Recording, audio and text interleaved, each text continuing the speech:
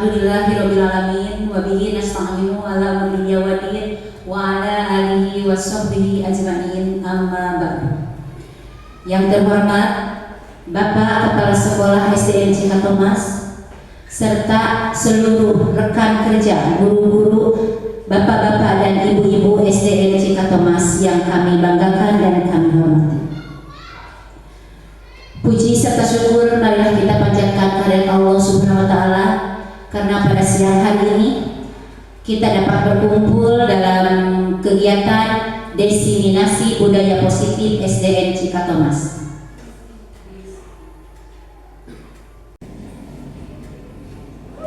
Hadirin yang berbahagia, untuk acara selanjutnya yaitu sambutan dari Kepala Sekolah SDN Cikatomas atau yang mewakilinya. Kepada Ibu Bina Deliani SPD disilakan.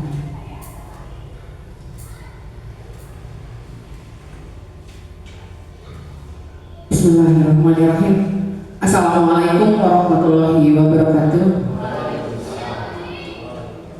Bismillah, alhamdulillah, wassalatu wassalamu ala rasulillah wa ala alihi wa sahbihi wa mawala amma ba'du.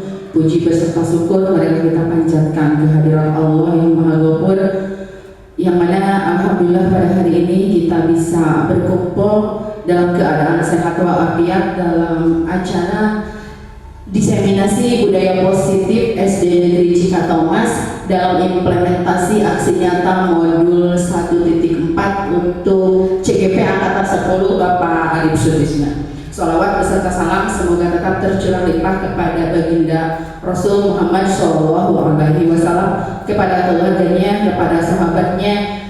Mudah-mudahan kita termasuk ke dalam umatnya yang mendapat syafaat di akhir zaman. Amin ya Allah ya rabbal alamin. Bapak Ibu, terima kasih atas kehadirannya serta permohonan maaf dari Bapak Kepala Sekolah.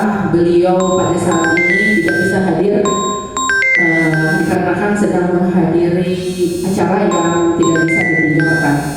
Adapun seruan atau harapan untuk acara hari ini, Bapak Ibu bisa mengikuti dengan acara ini dengan lancar.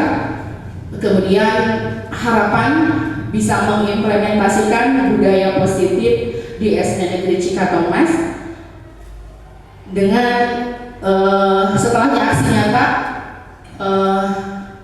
pengimplementasian budaya positif dimulai dari masing-masing Bapak Ibu guru dulu ya, di kelas masing-masing, kemudian di lingkungan sekolah. Mudah-mudahan harapannya berdampak positif untuk SD Negeri Cikatomas. Kemudian selanjutnya ucapan selamat kepada CGP Bapak Arif yang telah mengikuti kegiatan CGP yang telah sampai di modul 1.4 ya, sudah 4 modul. Selamat, semoga lancar, sukses sampai nanti di akhir modul 10 ya, 10 modul ya Pak. Rupanya demikian sambutan dari saya, kurang lebihnya mohon maaf. Wabillahi taufiq wal hidayah. Wassalamualaikum warahmatullahi wabarakatuh. Hadirin yang kami hormati, acara telah selesai. Mari kita tutup acara ini dengan bacaan hamdalah bersama. Alhamdulillahirabbil alamin. Untuk acara selanjutnya kami serahkan kepada Bapak Arif Sutisna SPD. Kepadanya disilakan.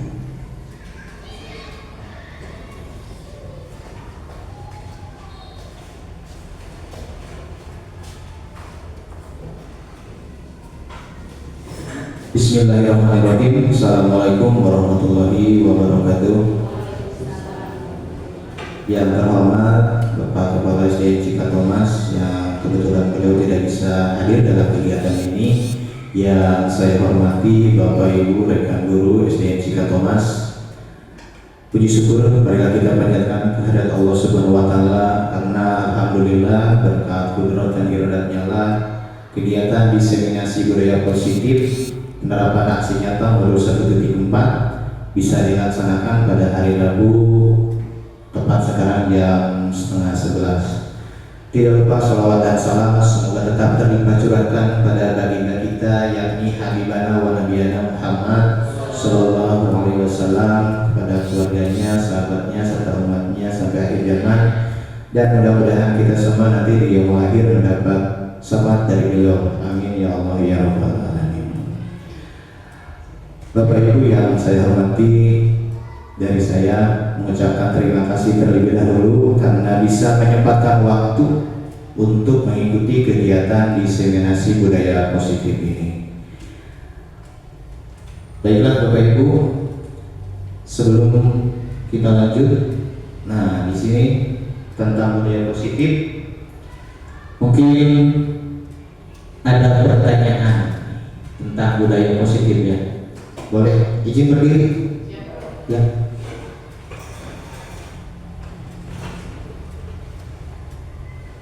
Baik, di sana ada pertanyaan teman ya. Setuju atau tidak setuju menurut Bapak Ibu? Pertama, hukuman dapat mendisiplinkan anak. Kira-kira, setuju atau tidak setuju? Bu Bina tidak setuju. Yang lainnya? Bebas ini. Menurut Bapak Ibu setuju? Ya setuju. Bagaimana? Hukuman dapat mendisiplinkan anak. Setuju atau tidak setuju? Setuju, tapi dalam tahap wajar. Oke. Yang kedua, pemberian hukuman dengan hal positif seperti membaca atau membersihkan halaman sekolah dapat meningkatkan disiplin anak. Setuju atau tidak setuju? Tidak, Pak Hendy tidak. Pak Uday setuju.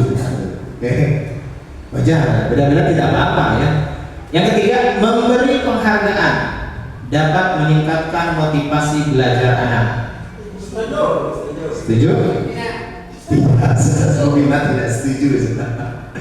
Baik. Nah, nanti kita akan bahas di sini apakah setelah nanti pemaparan dari saya tentang budaya positif mungkin akan terlihat, oh ternyata nomor 1 itu jadi berubah atau apa. Nanti kita lihat saja ya setelah sharing dalam diseminasi kali ini. Oke, kita lanjut. Nah ini materi yang akan dibahas pada hari ini. Yang pertama tentang disiplin positif dan nilai-nilai kebajikan universal. Kedua ada teori motivasi, hukuman dan penghargaan institusi. Lalu ada keyakinan kelas, ada kebutuhan dasar manusia, dan restitusi dengan 5 posisi kontrol dan segitiga restitusinya. Nah mungkin ini pemahaman yang akan saya sampaikan kepada rekan-rekan dan mudah-mudahan ini mendapatkan pencerahan setelah kegiatan ini. Disiplin positif, apa itu disiplin positif? Nah ini kita ke perubahan paradigma terlebih dahulu. Ini ada kegiatan, boleh dicoba ada B. Di sini ada B-nya Bapak dan Ibu yang berpasangan. Sobeklah secari kertas kecil, diibaratkan saja. Tuliskan benda, sesuatu yang sangat berharga untuk Anda, letakkan di salah satu tangan Anda. Boleh. Bu Hera memegang, mengepakkan. Lalu Bu Ima merebut. Apa yang di tangan Bu Hera? Misalkan ada emas 10 kg. Baso. Kira-kira yang kita pegang, terus ada orang lain yang di sana istilahnya ada yang membujuk, mengancam, menarik dan sebagainya. Kira-kira yang kita genggam ini mau dibuka atau tidak? Sesuatu yang berharga, misalkan anak kita ada yang mau mengambil, tidak mau. Jelas. Kenapa tidak mau? Nah, mempertahankan hak kita, milik kita. Nah, ini ya. Jadi sebetulnya siapa yang mengendalikan sesuatu itu? Apakah orang lain? Nah ini dalam pembahasan budaya positif ini yang paling utama itu adalah pengendalian dari dalam diri kita. Kita mau jadi apa? Jangan terpengaruh orang lain, jangan terpengaruh penghargaan, jangan terpengaruh hukuman. Tapi kalau kita sadar dengan dalam diri kita, sadar yakin sesadar-sadarnya, insya Allah budaya positif ini akan terwujud. Budaya positif itu seperti apa sih? Ya banyak kan budaya positif. Nanti di sana ada tentang hal-hal yang positif yang dilakukan oleh peserta didik. Nah, mungkin ini sedikit pencerahan dari pertanyaan tadi yang ketiga nih. Ya, jadi pada intinya kalau dalam diri kita itu kuat, dalam diri kita itu tidak dikendalikan oleh apapun. Contoh tadi seperti hukuman, penghargaan. Mungkin kalau dikasih hukuman hanya sementara. Kalau dikasih penghargaan, dia pengen penghargaan, dia baru mau bekerja. Tapi kalau dari dalam dirinya muncul sendiri, tanpa hukuman, tanpa penghargaan, tanpa apapun, dia sudah menyadari. Nah, ini sebetulnya budaya positif yang ingin diterapkan di sekolah. Jadi sadar diri, Pak. Anak itu sadar dengan sendiri. Nah, tuh ya. Jadi kita juga harus merubah paradigma kita. Nah, di sini ada perubahan paradigma, ilusi guru mengontrol murid. Betul tidak? Ilusi guru mengontrol murid. Yang kedua, ilusi bahwa kritik dan membuat orang merasa bersalah dapat menguatkan karakter.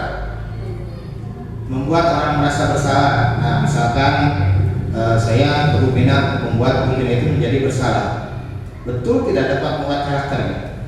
Atau malah sebaliknya, ya justru itu malah merusak. Ilusi bahwa semua penguatan positif, efektif dan bermanfaat. Betul? Semua penguatan positif, efektif dan bermanfaat. Itu jelas harus ya ada penguatan positif. Dan terakhir, ilusi bahwa orang dewasa memiliki hak untuk memaksa. Betul tidak? Oke, kita kepada siswa saja. Berhak kita tidak memaksa.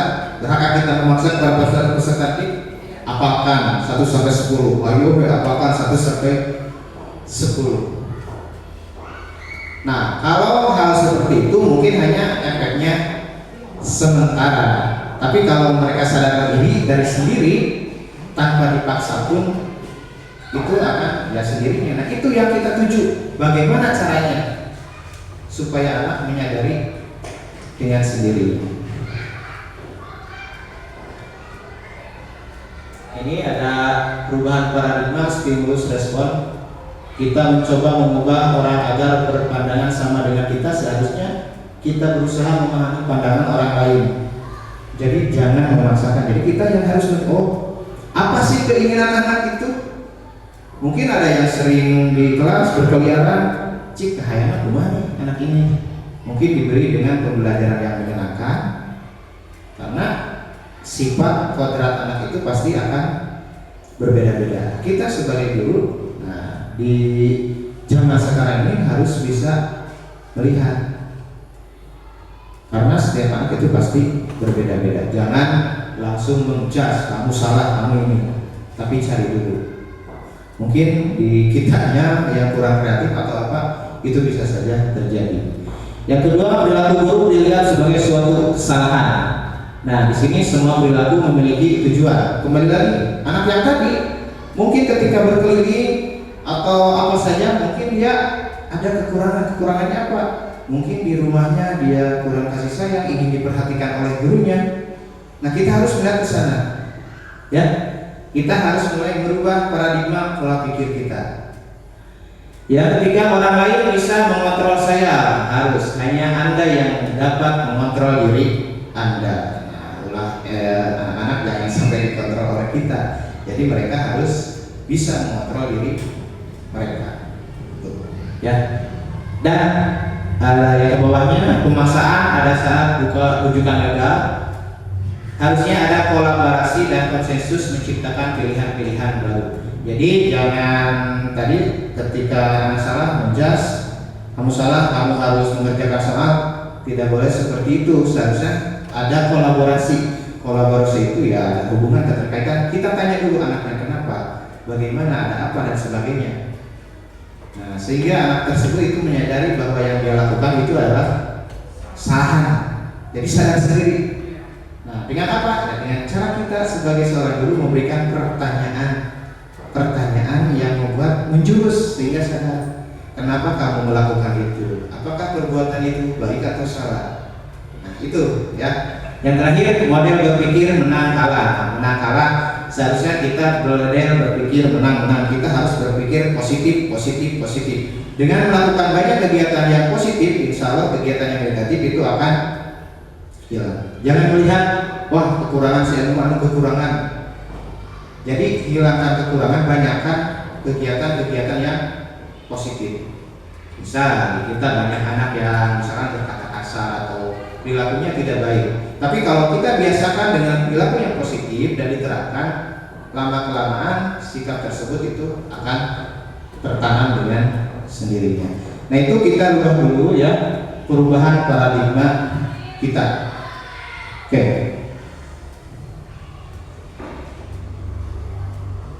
Nah ini tentang disiplin. Nah ini hanya tentang pengertian. Apa itu disiplin? Disiplin artinya belajar.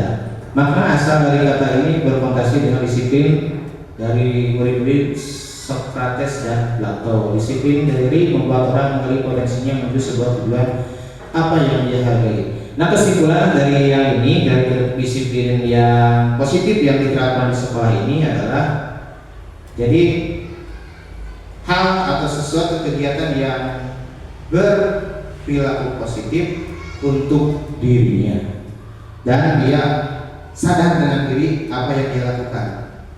Nah intinya dari kegiatan budaya atau disiplin ini ya. Nilai-nilai kebajikan universal.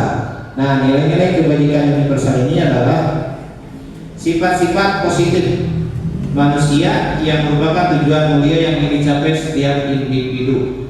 Jadi intinya nilai-nilai kebajikan ini adalah sifat-sifat yang dimiliki yang bersifat positif nih. Kira-kira apa? Sifat yang positif dimiliki oleh manusia.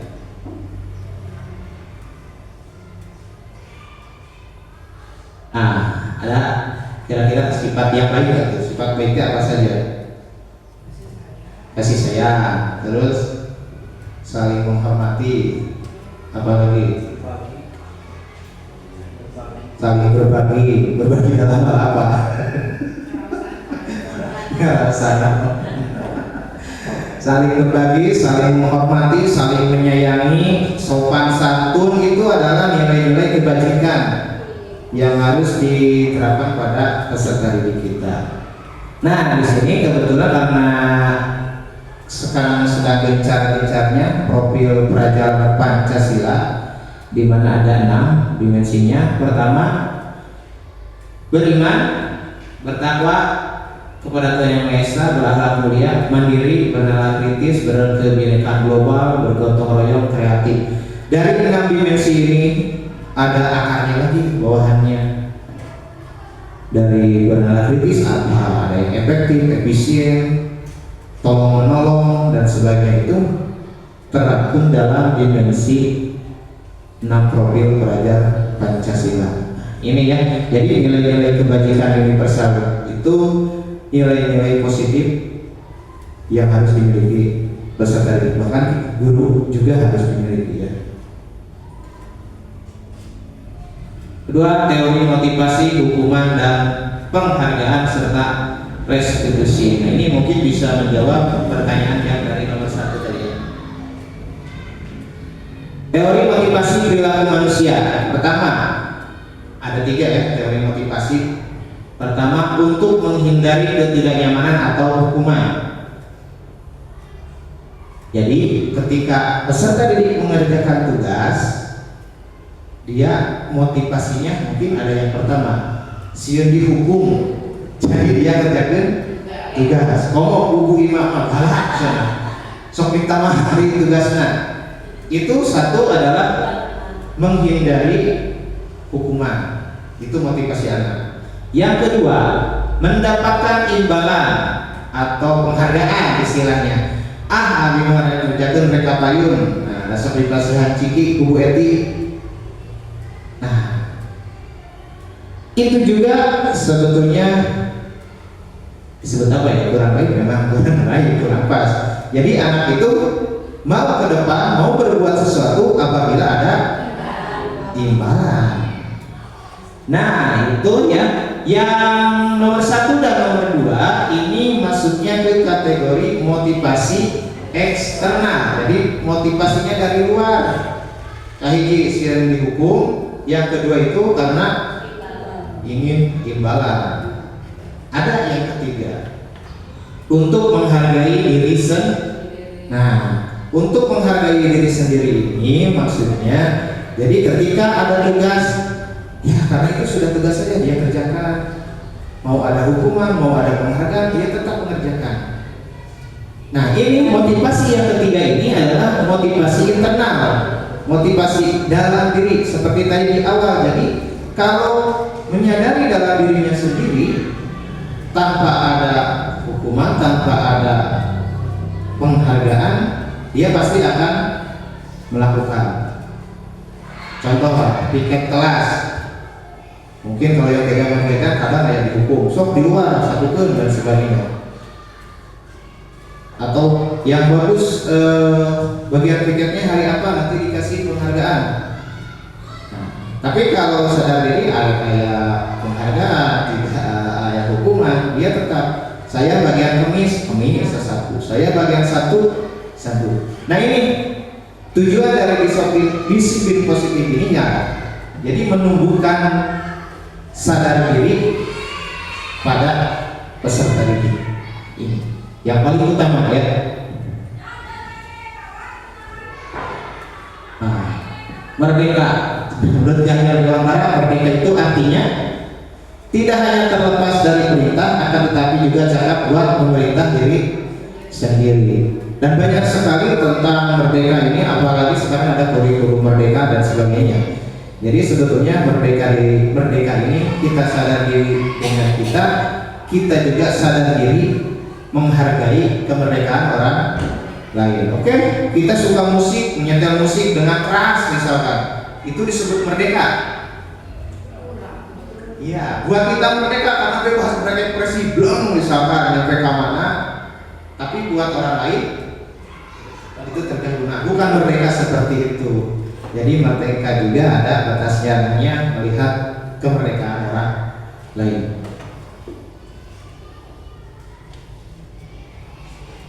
Didukung oleh penghargaan. Nah ini pengaruhnya, didukung oleh penghargaan.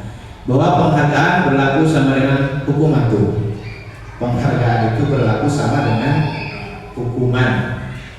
Dalam arti meminta atau menuju seseorang melakukan sesuatu untuk memenuhi suatu tujuan tertentu dari orang yang meminta atau membujuk. Di sini pengaruhnya jangka pendek dan jangka panjang. Penghargaan hukuman, penghargaan mengurangi ketepatan, penghargaan tidak efektif, penghargaan merusak hubungan. Contohlah, sedikit berbicara dengan anak saya, Kaida. Ketika dia mau ikut lomba, nah akan dikasih hadiah. Yang pertama dia mau, sekarang malah lagi mau ikut lomba tapi mau HP. Itu mungkin penerapan yang saya lakukan itu memang salah sebetulnya. Jadi dia mau ikut lomba asal ada imbalan. Itu contoh. Ternyata dengan teori ini memang betul.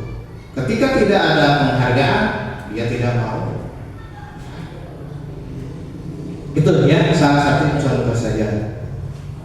Jadi jangan terlalu memberikan penghargaan yang sangat sehingga anak ketergantungan. Ya.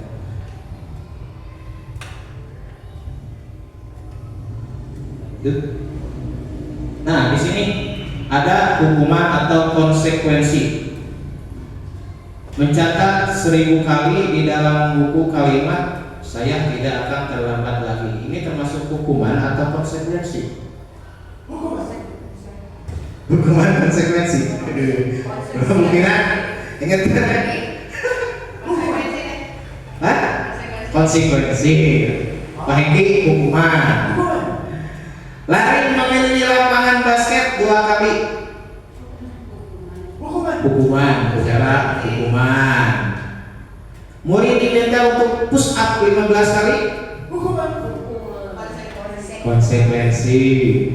Menggantikan kertas tugas teman yang telah dicoret-coret.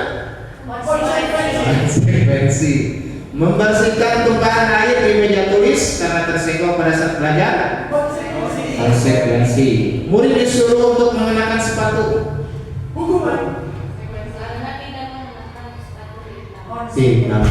Konsekuensi.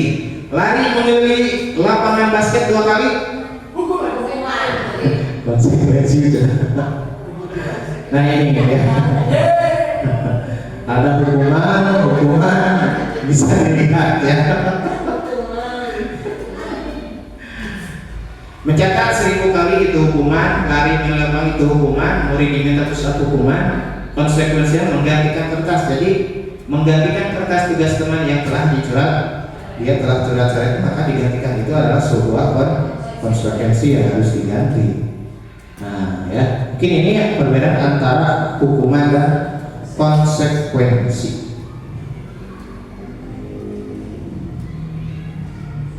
Perbedaan hukuman dan konsekuensi. Hukuman yang pertama sesuatu yang menyakitkan dan harus terjadi.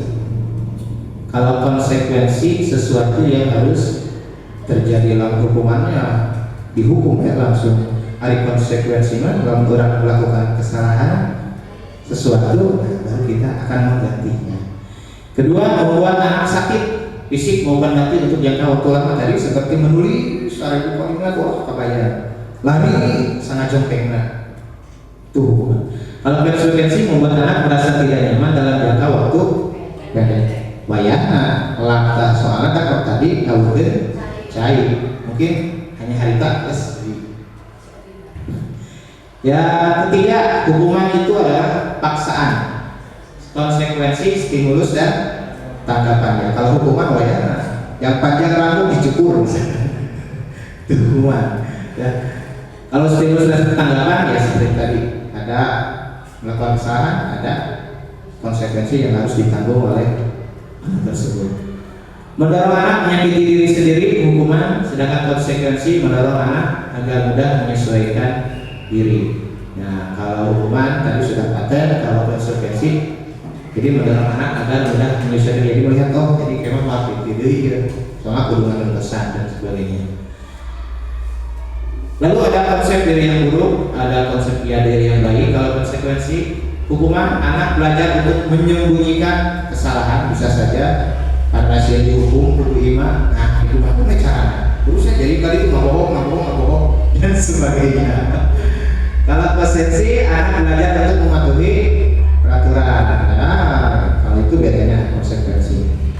Terus hukuman, marah, merasa bersalah, dipermalukan, merasa lebih lagi. Sedangkan konsekuensi, kehilangan hak, dibuat tidak nyaman, dihasilkan untuk sementara. Jadi konsekuensinya hanya sementara waktu, jangka pendek.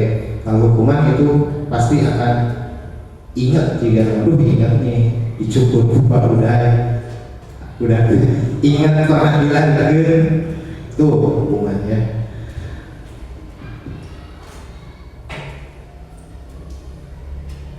Nah, sekarang masuk ke restitusi. Restitusi adalah proses menciptakan kondisi bagi murid untuk memperbaiki kesalahan mereka sehingga mereka bisa kembali pada kelompok mereka dengan karakter yang lebih kuat.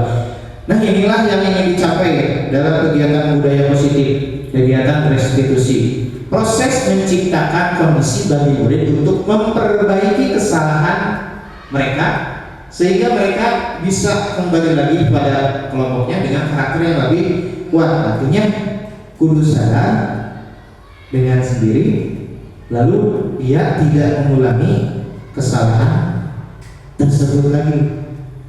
Kenapa tidak mengulangi kesalahan tersebut? Karena dia itu berjanjinya dengan sendiri. Nanti akan berkaitan dengan ada keyakinan ras dan sebagainya. Ini ya. Jadi restitusi inilah yang ingin dicapai. 9 ciri restitusi. Yang pertama, bukan untuk menebus kesalahan, namun untuk belajar dari kesalahan. Jadi kesalahan tersebut dibuat pembelajaran untuk dirinya dan tidak akan diulangi. Mungkin kesalahan tersebut, oh ya itu salah, itu tidak akan diulangi. Yang kedua, memperbaiki hubungan, bisa hubungan dengan kita sebagai guru dengan peserta. Jadi kalau dalam restitusi itu mungkin akan baik. Mau jadi kehel murid teh, aya kehel ka ibu itu teh, bapak itu teh bongana, abi dilumpatkeun, abi kudu mangul naon misalkan. Tapi kalau dengan restitusi, dengan kita kolaborasi dengan anak, bertanya sehingga anak sadar, nah insya Allah itu akan memperbaiki hubungan antara guru dengan murid itu sendiri. Lalu ada tawaran, bukan paksaan, betul, tidak bukan paksaan, tawaran, karena ada komunikasi. Restitusi juga menuntut untuk melihat ke dalam diri, mencari kebutuhan dasar. Terus restitusi diri adalah cara yang paling baik, fokus pada karakter bukan tindakan, fokus pada solusi, mengembalikan murid yang berbuat salah pada kelompoknya. Secara umum dari 9 cara ini intinya murid menyadari, terus adanya hubungan yang baik, berbicaralah, carilah akar permasalahannya, lalu tanyakan apa yang akan dilakukan oleh anak tersebut, apakah perbuatan itu salah atau tidak, nanti anak akan menyadarinya dan silakan kembali lagi kepada temannya. Nah ini ya yang dinamakan dengan restitusi. Keyakinan kelas. Mungkin Bapak Ibu sudah membuat keyakinan kelas? Boleh. Ada, tapi nanti ya. Di bagian akhir setelah posisi kontrol ada segitiga restitusi ya. Kita bertahap tenang. Nah ini keyakinan kelas. Kenapa dari keyakinan kelas dulu?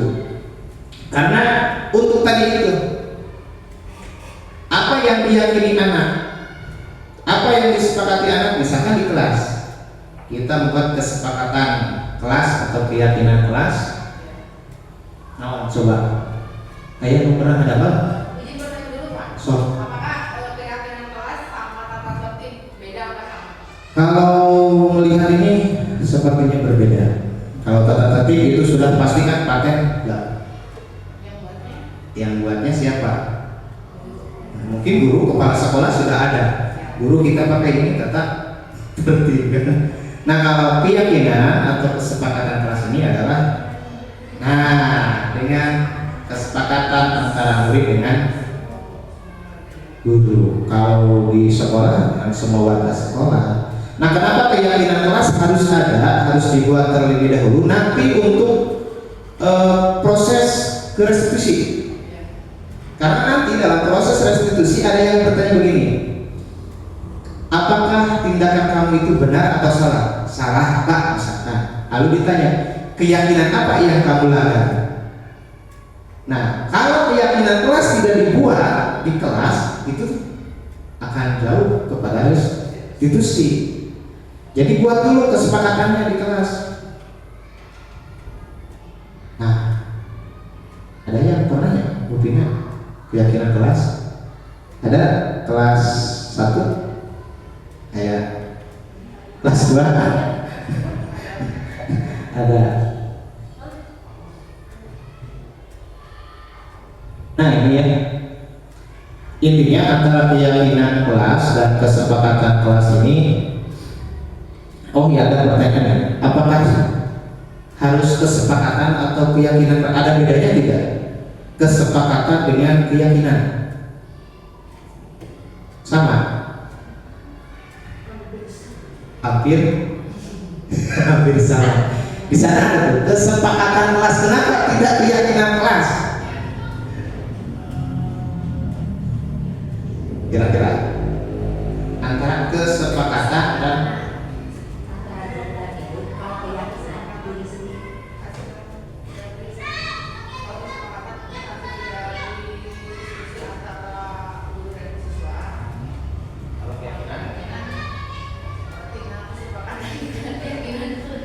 iya, memang sebetulnya ini hampir sama kesepakatan keyakinan. Hanya dalam penerapannya di dalam kelas itu biasanya kesepakatan kelas, artinya ada kesepakatan antara guru dengan murid. Contoh, datang tepat waktu mengucapkan salam. datang tepat waktu, mengucapkan salam. Itu kesepakatan kelas. Keyakinan kelasnya apa untuk anak itu? Keyakinan yang harus dipercayai adalah disiplin. Tuh. Jadi dia harus yakin kalau saya itu harus disiplin. Tapi kesepakatan kelasnya terapan datang tepat waktu dan mengucapkan salam. Menjaga kebersihan sekolah. Oke, yakin.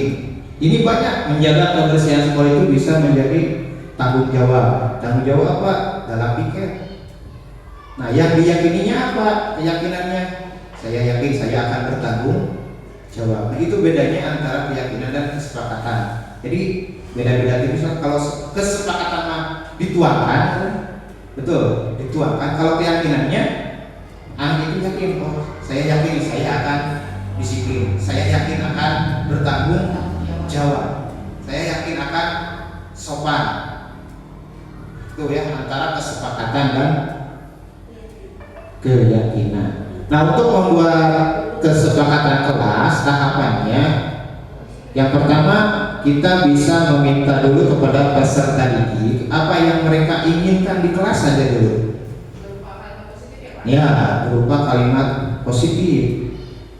Saya ingin ditanya oleh Bapak Ibu guru, saya ingin teman saya bagaimana dan sebagainya. Dari anak tersebut lalu dikumpulkan bukan ke guru, ditempel. Ya, ditempel.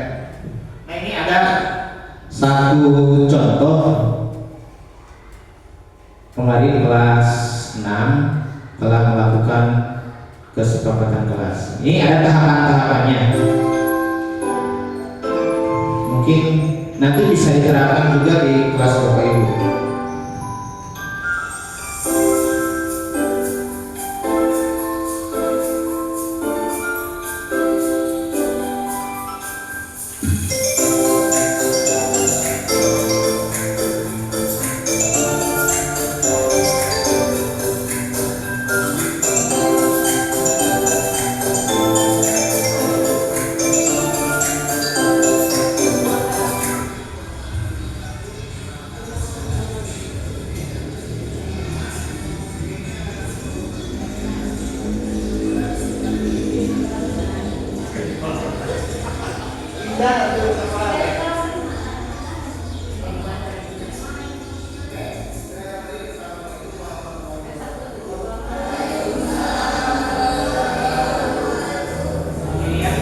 Pertama menjelaskan dulu kita tentang keyakinan atau kesepakatan kelas kepada siswa.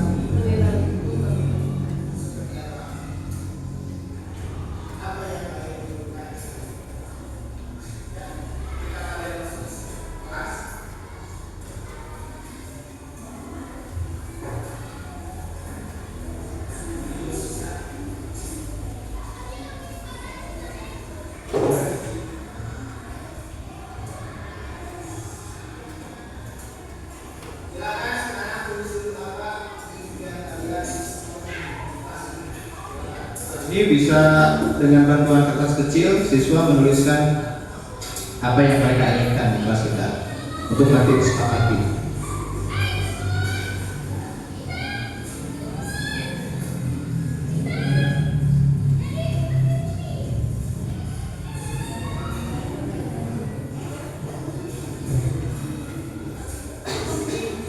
Nah, lalu menempelkan hasil masukan dari siswa yang nantinya akan dipilah-pilah. Mungkin dari 10 siswa, 2 siswa menginginkan ini disiplin, 2 siswa menginginkan saling menghargai, Dua siswa saling apa? Nanti dibantu dengan ibu gurunya untuk apa ya? Mendekatkan. Jadi hampir sama.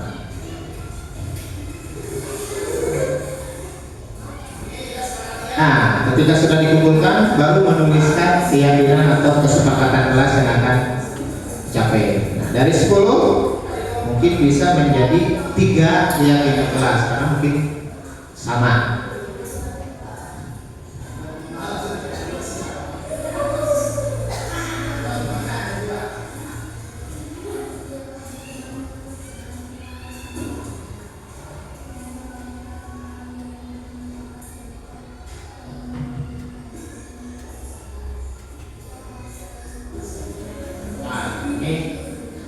Setelah terkumpul ada beberapa keyakinan kelas lalu ditandatangani oleh masing-masing peserta didik. Ini bukan dijadikan senjata. Jadi ini yang akan kita eksekusi nanti ketika siswa melakukan suatu pelanggaran. Nah, ini nanti ada kaitannya dengan restitusi.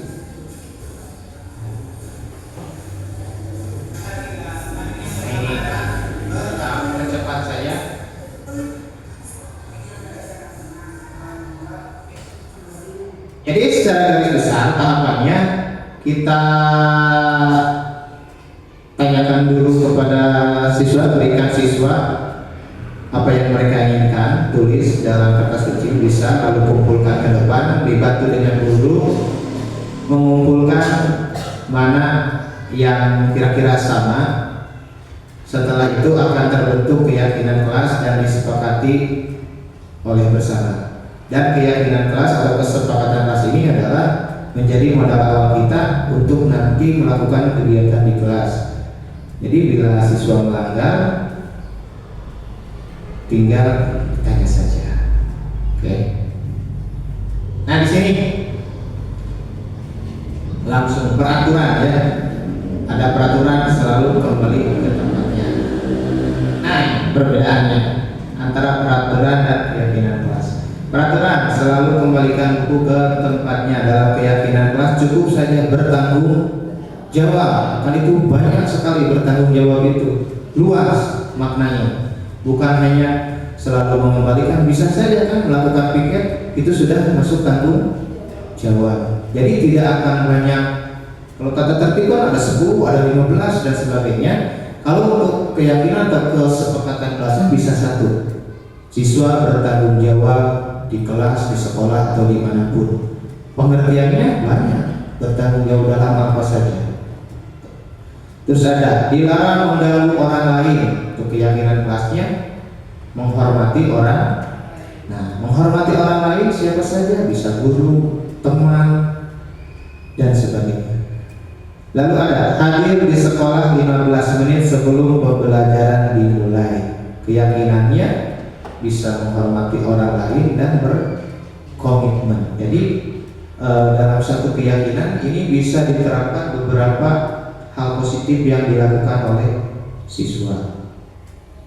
Di sana ada dilarang melakukan kekerasan. Keyakinan kelasnya adalah keselamatan, menghormati orang lain. Dalam penerapan keyakinan kelas bila dibuat menghormati orang lain, kita jelaskan. Jadi dilarang melakukan kekerasan, dilarang mengganggu orang lain, hadir di sekolah 15 menit sebelum pembelajaran dimulai.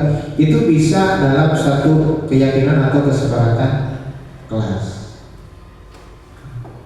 Lalu ada juga dilarang menggunakan narkoba, itu kesehatan. Di SD mudah-mudahan tidak pernah dikurangnya jauh dari narkoba. Bergantian atau menanggung giliran itu termasuk menghormati orang lain. Gunakan masker, kesehatan, keselamatan. Jangan berlari di kelas atau koridor, itu adalah suatu keselamatan atau keamanan. Ini ya tentang pembuatan keyakinan kelas. Jadi sekali lagi nanti pas semester 1 coba buat keyakinan kelas. Banyak cari di Google contohnya apa saja sih keyakinan kelas itu. Tapi lihat dulu dari minat anaknya. Kalau untuk kelas 1, 2, 3, kelas bawah bisa juga dilakukan, tapi dengan harus bantuan ibu guru, bapak gurunya.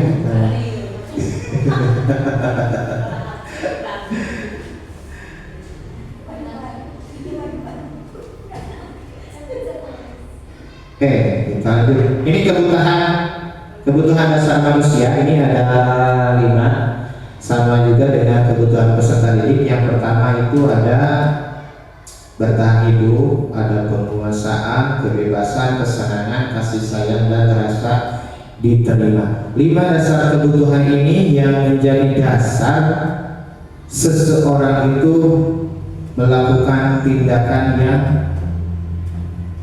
salah.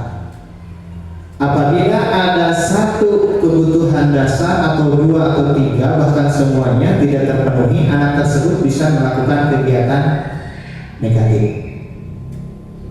Tapi kalau kebutuhan dasarnya itu semuanya sudah terpenuhi, pertama dari bertahan hidup dia sudah nyaman, tidak ada tekanan dari keluarga dan bagaimana.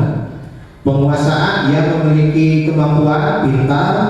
Kebebasan, dia diberikan ekspresi yang bebas. Kesenangan, dia happy. Terus kasih sayang, dia mendapat kasih sayang dari orang tuanya. Kalau komplit semuanya, insya Allah anak tersebut tidak akan berbuat hal yang negatif. Beda lagi kalau kekurangan satu. Contoh saja dari kurang kasih sayang. Ada anak yang kurang kasih sayang dari rumahnya, ada. Kira-kira di sekolahnya suka berbuat apa? Ibu guru siap. Ibu guru kalau kurang kasih sayang pasti ada yang berbeda. Ini ya. Ini tentang kebutuhan dasar manusia, dan ini yang harus kita lihat apa kekurangan dari kebutuhan dasar manusia ini. Nah, sekarang masuk ke tindakan kita.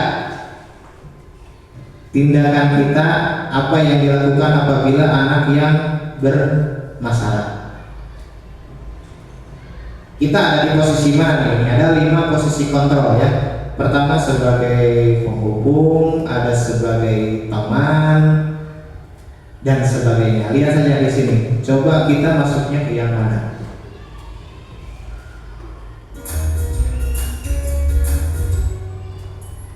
Salam bahagia Ibu dan Bapak Guru hebat.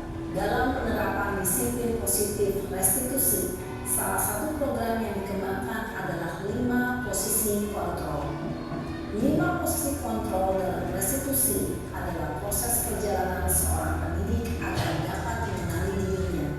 Pada video kali ini, kita akan membahas tentang 5 posisi kontrol yang dikembangkan oleh Diane Dawson dan contoh penerapannya. Ini langsung dipraktekkan. Kita masuknya yang mana? 5 posisi kontrol itu adalah 1. Posisi penghukum, 2. Posisi pembuat merasa bersalah, 3. Posisi teman, 4. Posisi pemantau atau monitor, dan 5. Posisi manajer. Untuk lebih memahami kelima posisi tersebut, mari kita saksikan kasus Naren yang terlambat hadir 20 menit di sekolah dan melihat bagaimana kelima posisi kontrol dalam menghadapi masalah tersebut.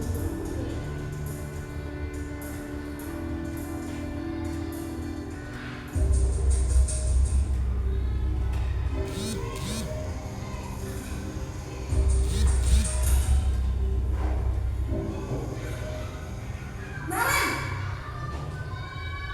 Sini kamu! Selamat pagi, Bu. Selalu terlambat. Kamu deh, pasti terlambat. Maaf, Bu. Saya Apa? Apa coba? Alasan kamu apa lagi? Kapan sih kamu tidak terlambat? Malas sekali ya kamu jadi anak. saya Dasar pemalas. Gak kapok-kapok sih kamu. Sudah berapa kali terlambat? Sana, kamu keliling lapangan basket 2 kali. kenapa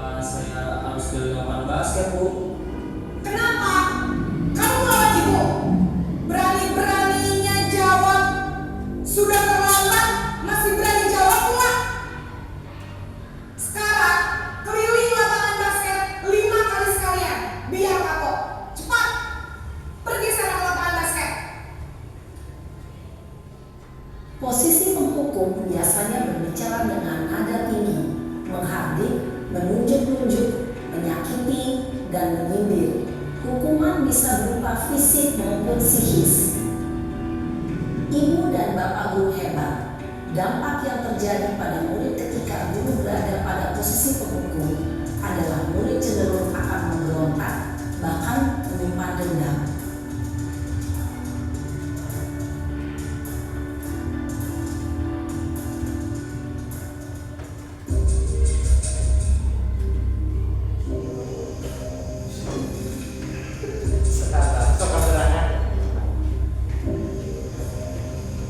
Naren,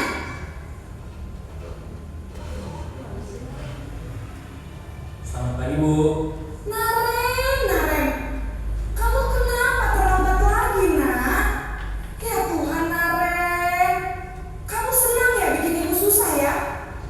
Kalau kamu terlambat lagi, nanti ibu yang ditegur bapak kepala sekolah, nak. Disangka ibu tidak bisa membina kamu. Duh, gimana ini? Maaf Bu. Duh Gusti Naren, kamu suka ya kalau ibu tegur bapak kepala sekolah? Terus, sekarang ibu harus tulis apa ini di buku absen? Ini kamu sudah sering terlambat loh. Ibu harus apa coba? Maaf Bu. Maaf sekali. Ya sudah, lain kali jangan bikin ibu susah lagi ya nak ya.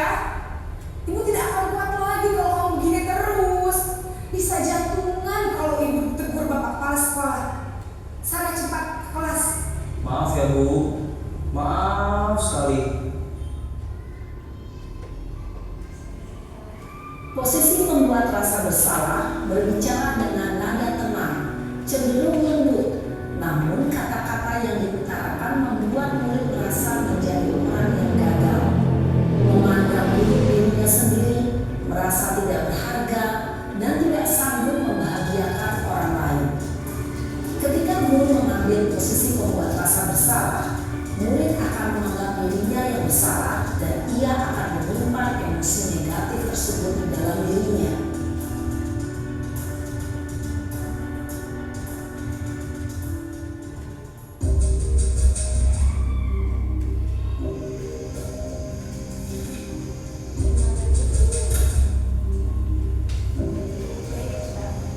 Naren,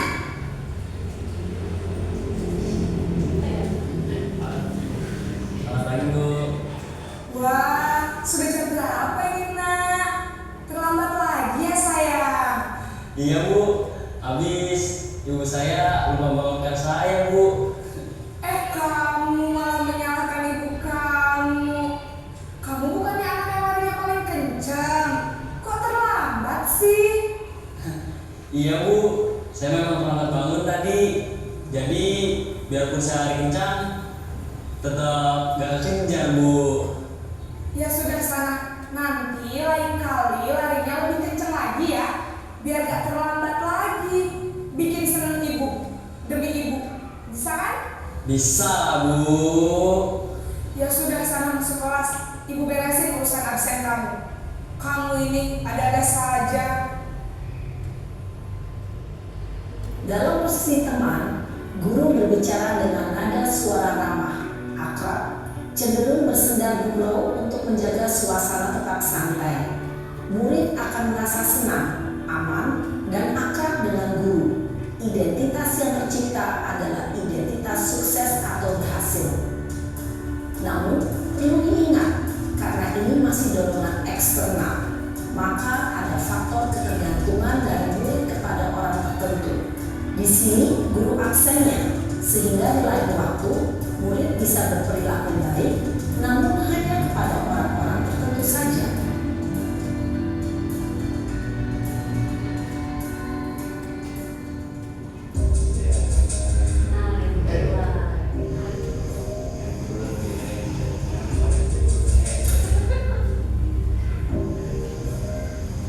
Naren,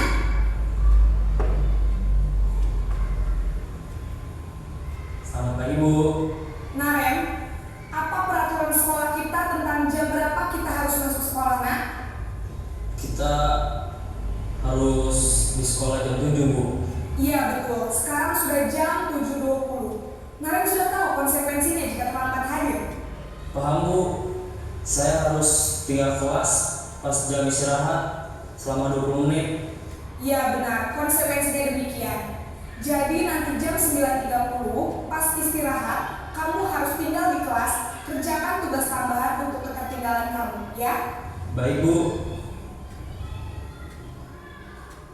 Posisi pemantau mengandalkan penghitungan atau data untuk mengontrol murid.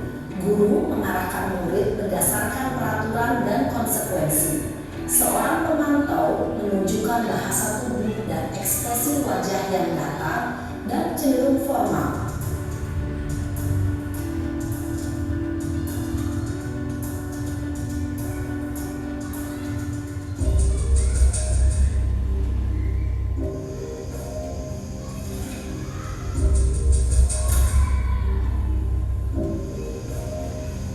Naren!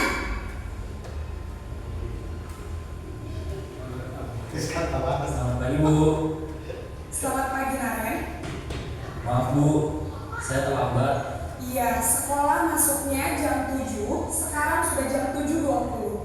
Jadi sekarang bagaimana ini Naren? Maaf Bu, saya lupa alarm saya semalam. Baiklah, menurut kamu, keyakinan sekolah yang mana yang perlu kamu tingkatkan? Menghargai diri sendiri dan orang lain mungkin ya Bu. Setuju. Jadi, apakah Naren meyakini prinsip saling menghormati tersebut? Iya Bu, saya meyakininya. Apakah Naren bersedia memperbaiki masalah keterlambatan ini? Bersedia Bu. Bagaimana kamu akan memperbaiki masalah keterlambatan ini? Saya akan coba untuk tidak lupa menyetel alarm saya Bu. Baik, kalau Naren lupa menyetel alarm di rumah, ada orang yang kira-kira bisa bantu mengingatkan tidak? Ada Bu, kakak saya, Kak Emma. Ada lagi selain Kak Emma? Selain Kak Emma, ada ibu saya. Baik, jadi yang mengingatkan Naren adalah Kak Emma dan ibu kamu ya? Kira-kira akan mulai setel alarm kapan nih Naren? Setelah pulang sekolah, akan segera saya lakukan. Baik, jadi Naren akan setel alarm untuk bangun besok pagi dan akan diingatkan oleh kakak dan ibunda Naren ya. Ada lagi yang mungkin perlu dilakukan Naren agar tidak terlambat bangun lagi. Tidak ada Bu. Baik Naren, terima kasih untuk kerjasama kamu. Sekarang kamu perlu kembali ke kelas untuk belajar. Baik Bu, terima kasih.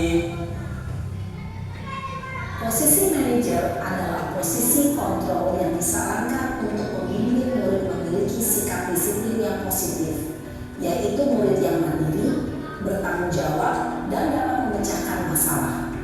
Tujuan dari posisi ini adalah agar murid dapat berefleksi atas tindakannya. Guru akan dengan tulus memberikan pertanyaan-pertanyaan bermakna, sehingga membuat murid dapat belajar dari kesalahannya dan mencari sebuah solusi untuk menyelesaikannya. Setelah menonton video ini, kira-kira Bapak Ibu masuk yang mana? Kalau secara langsung masuk ke posisi kontrol hubungan.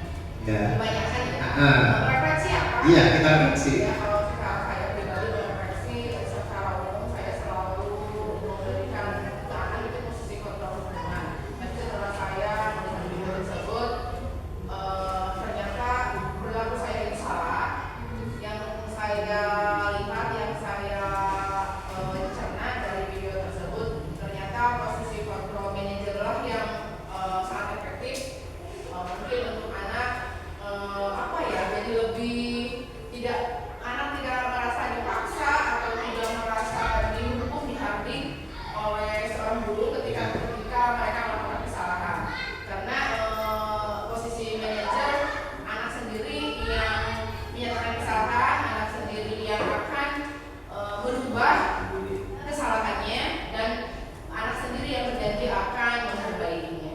Ya, terima kasih Bu Bina. Jadi saya juga dulu mungkin sebelum tahu ini sama kadang-kadang menghukum dan membuat merasa bersalah.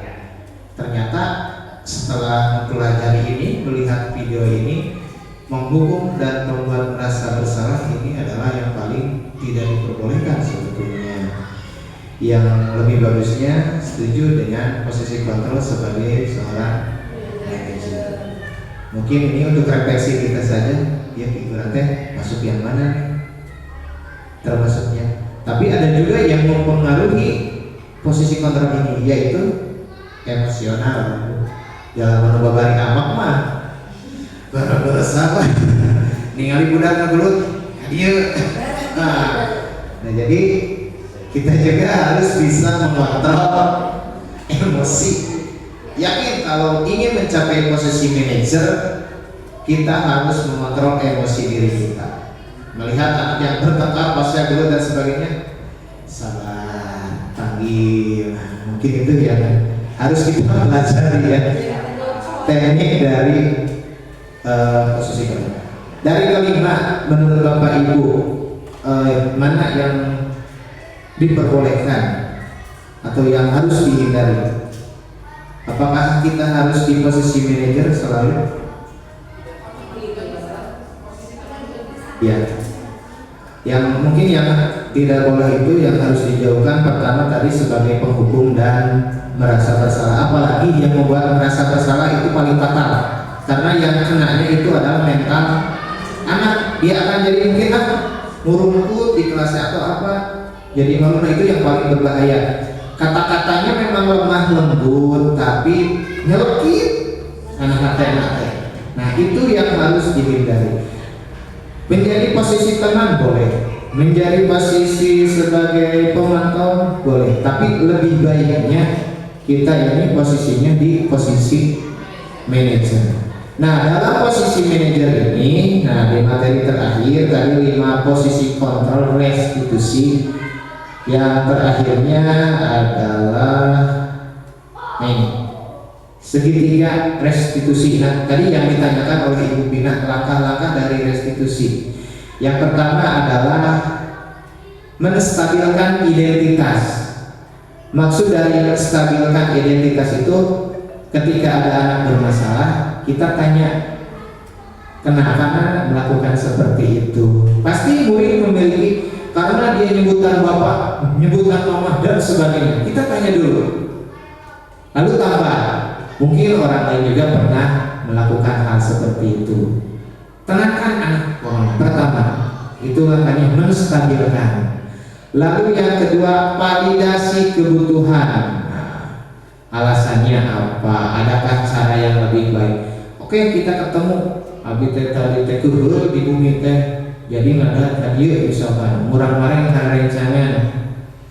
Kira-kira adakah cara yang lain misalkan? Mungkin ada dan sebagainya. Setelah memvalidasi kebutuhannya, apa kekurangan dia itu? Kalau tadi kan ada 5 dasar kebutuhan manusia ya. Setelah kita lihat, oh si Irma ya kurang kebutuhannya, mungkin kasih sayangnya kurang, mungkin dia itu kurang perhatian, mungkin dia itu apa?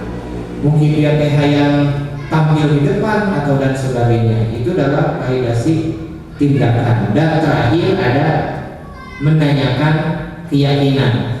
Kenapa tadi saya harus membuat dulu keyakinan atau kesepakatan kelas? Nah ini di ujungnya ditanya, kita setelah stabil, anak bersenang, ditaruh validasi kebutuhan. Oh apa yang dia butuhkan? Oh berarti sekarang. Lalu tanya keyakinan apa yang telah kamu langgar? Seandainya di kelas tidak ada kesepakatan atau keyakinan kelas, ngejawab naon tah siswa? Cukup ya, itu agak disepakati. Makanya tadi buat dulu kesepakatan kelas bersama-sama, jelaskan ke anak sing ngertos, menghormati teh mau sing dan sebagainya. Nah, setelah menanyakan keyakinan kelas, seperti tadi di posisi manajer yang telat masuk 20 menit, dia itu akan pertama menyadari. Jadi bukan solusinya itu ditentukan oleh siapa? Oleh anak tersebut. Tadi kan akan memasang alarm Kalau alamatnya tidak ada tetehnya kalau tidak salahnya yang akan membangunkan. Nah itu posisi yang diinginkan, posisi ideal yang diharapkan dimiliki oleh kita sebagai guru. Nah sebelum dilanjut ada yang mau ditanyakan tentang disiplin positif, keyakinan kelas, 5 kebutuhan dasar, lalu restitusi 5 posisi kontrol, dan melakukan segitiga restitusi. Di sini ada yang mau bertanya? Sudah? Oke. Jadi intinya dari kegiatan budaya positif ini, saya secara pribadi sebagai rekan Bapak Ibu guru, mari kita bersama-sama merefleksi dulu diri kita sebagai guru, sudahkah ada di posisi yang tepat? Kalau sudah ya alhamdulillah, kalau belum mari kita bersama-sama bekerja sama supaya bisa menciptakan lingkungan budaya positif di ISDN Cikatomas. Ini khususnya, umumnya budaya positif di lingkungan masyarakat. Jadi bukan hanya di sekolah, tapi juga di lingkungan masyarakat mereka masing-masing. Sehingga kalau tercipta budaya positif di sekolah sudah terbiasa, itu bisa terbawa di lingkungannya masing-masing. Itu ya Bapak Ibu. Jadi dari kegiatan diseminasi budaya positif ini, itu langkah-langkah yang harus kita tempuh, yang harus kita laksanakan supaya tercipta budaya positif di lingkungan kita, terutama di SDN Cikatomas. Siap untuk berubah? Harus ya. Jadi ada istilah mungkinan ada tergerak aja. Nah, oke, tergerak, bergerak, menggerakkan nanti dulu lah. Yang pertama tergerak, kita tergerak dalam diri ya, harus tergerak. Setelah tergerak, baru kita akan kalau bergerak itu akan eksekusi, ya, menggerakkan badan. Ya, jadi harus ada dulu dalam diri kita ya, sadar diri, tergerak dulu. Makanya ada guru pengerti tergerak, bergerak dan menggerakkan. Kalau saya mungkin sudah tergerak, sekarang sedang bergerak. Ini salah satu contohnya. Saya sedang bergerak ini untuk menciptakan budaya positif dan menggerakkannya. Ayo, rencang-rencang, teman-teman, ayo kita sama-sama. Nah, itu ya. Kalau tidak ada kita sudahi saja lah Bu. Mungkin jawaban ini sudah terjawab ya, yang tadi di awal ya. Dan itu jadi refleksi saja ini Pak. Refleksi untuk kita sebagai pendidik, apa yang harus kita lakukan supaya menghasilkan peserta didik yang baik. Tidak ada yang ditanyakan? Kalau tidak ada, terima kasih atas waktunya. Mohon maaf atas segala kekurangannya. Billahi taufiq wal hidayah. Wassalamualaikum warahmatullahi wabarakatuh. Salah bergerak. Ulangi pimpinan Pak. Salam guru penggerak, tergerak, bergerak, menggerakkan. Oke, terima kasih atas waktunya. Silakan diminum.